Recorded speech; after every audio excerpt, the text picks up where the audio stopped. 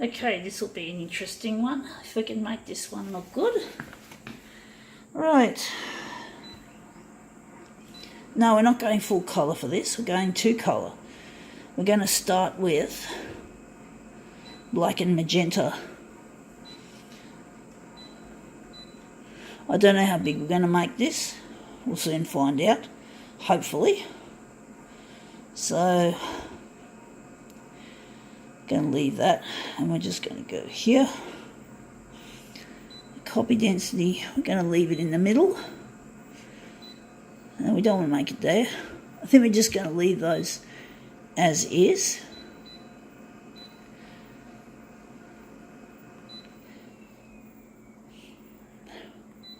Okay, what is it we've got? We're going to photocopy this time. We have here, this is a bit of a trip down memory lane. So the 1st of May 15. So this was before the Opal card was introduced into New South Wales. And this is a pensioner excursion ticket.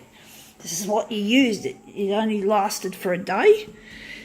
And you get, it basically, it's a ticket that you buy. You get it for $2.50. It's still $2.50 on the Opal card. And then you use it for a day and then it's finished and it doesn't work anymore. So yeah, that's basically it. An old-fashioned, I'll just hang on to it as memorabilia to remind me of my youth. Well, I wasn't that young then, and I'm certainly not young now, but the time changes and things go fast. It's nice to remember some things in this world. So I'm wondering how big we're going to make this. So I'm going to hang on to it as a souvenir. So it's what people on disability pension and people on old age pension would travel on before the Opal card was introduced. The good thing about the Opal card is that it's reusable. You don't have to throw it away. You just top it up. So it's not bad. It's pretty good.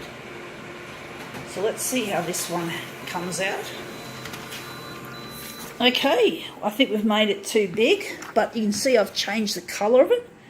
The bottom looks, I think the bottom looks like it's the right size. I think we just cut the P off the word pensioner. We're going to just take that in a bit on the horizontal.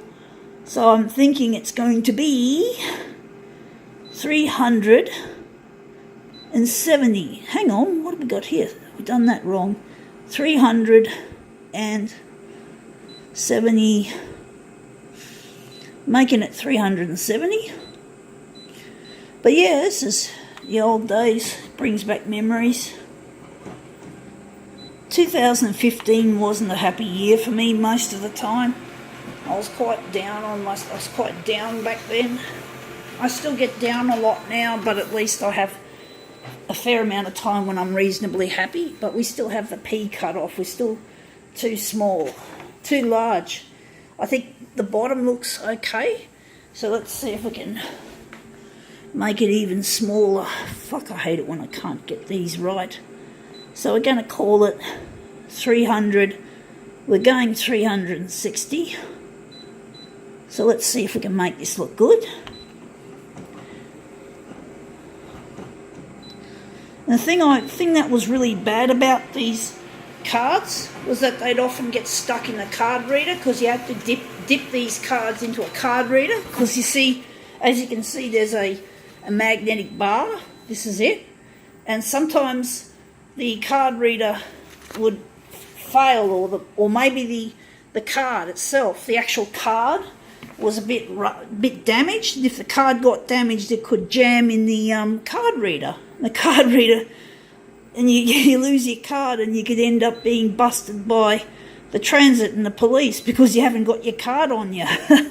That's the problem with the old system. At least with the Opal system, it's virtually a contactless way of working. You still you have to tap your card, but it's a lot better than losing your card in the card reader of with these pensioner cards, or or normal cards too. And if you're a person who's not on Centrelink payments, and you just get, say you got a normal card, you probably have to make that card last a week, so you're using the same card for more than one day, and it's easy for it to get jammed. So it's good that the Opal card definitely is a lot better than this when it comes to, I think we got that just right.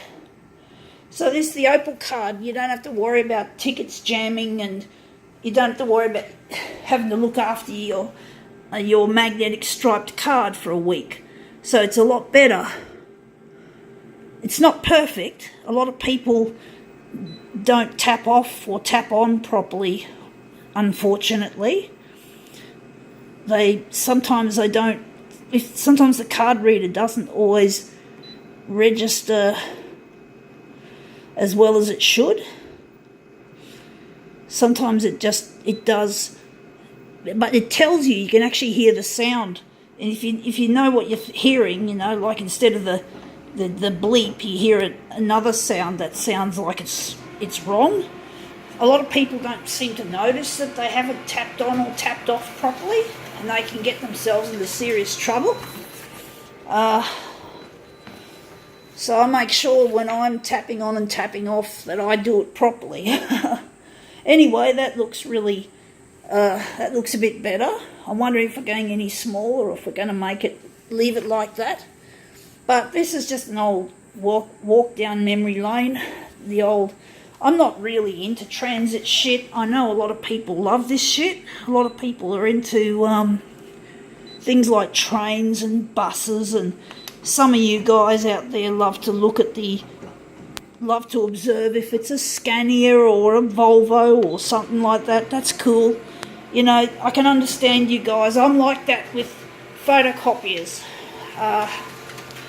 So yeah, I just thought I'd let you transit buffs have a little bit of a walk down memory lane. So yeah, that's the yellow version. We're going to make a cyan version. So yeah, it's really good. It is interesting to look at the past with the travels, with the tickets and all that sort of shit, and see how things have changed and what's gotten better, what's gotten worse. So yeah, and you transit people, keep the memories alive. Maybe more of you guys should be working as bus drivers or working as transit officers, whatever, because you love this shit. This is your passion. And hats off to you guys to try and keep the old memories alive. As I said, I'm not really into this shit like you guys are, but I still appreciate some of this history anyway, just a little bit on the side. As I said, I'm more into photocopiers, so I deal with the photocopier side of things. That takes up a lot of my life, so I haven't got time for other things, but occasionally I like to remember stuff like this.